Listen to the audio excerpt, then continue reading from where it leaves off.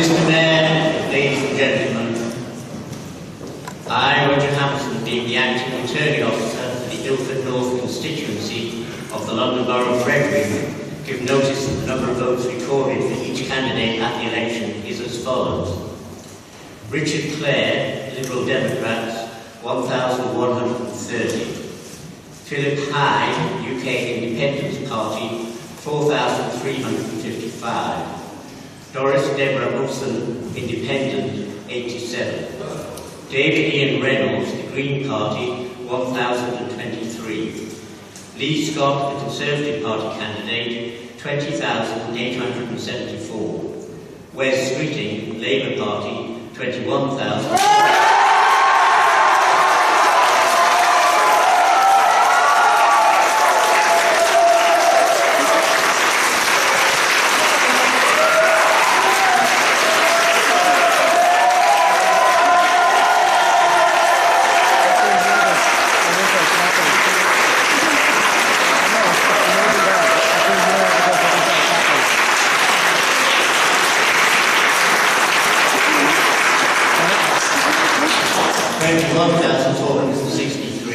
And I do hereby declare that the said Wes Streeting is duly elected as the Member of Parliament for the Ilford North constituency.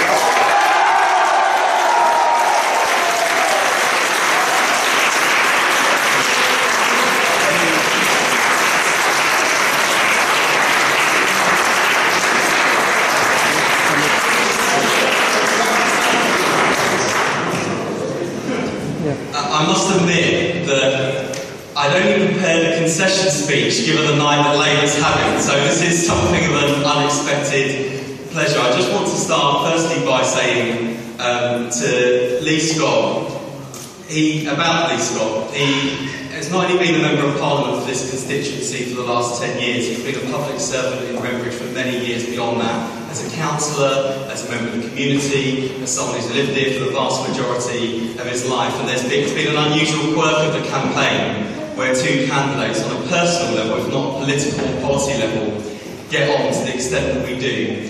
And so to Lee, to Estelle and his family, I really do most sincerely wish you the very best. To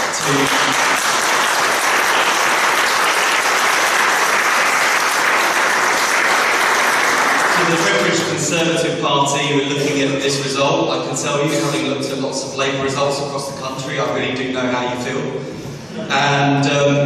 And again, there are lots of Redbridge Conservatives who, again, perhaps unlikely, are not just people who are colleagues and people I work with day to day. Some of them, even on a good day, I may even call friends as well. So there's something about politics at the moment and the way that people feel about politics and political activism, the sense that we're all in it for ourselves, that we're not about anything beyond our own personal self-gain. And actually, it's in constituencies like Ilford North where the shoe leather has been worn down, people with no thanks and no reward go out day to day, standing up for the things and the values they believe in. That is what politics is all about, and that's why we've seen such a high turnout relatively in the Ilford North election. I think that's something that all of the candidates, who are brilliant people, and all of our activists should take great pride in.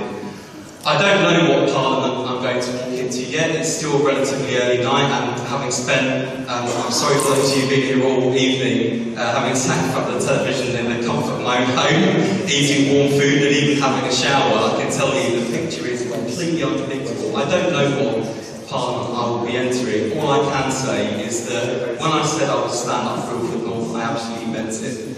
I've lived in this borough for more than 15 years, and it means a great deal to me.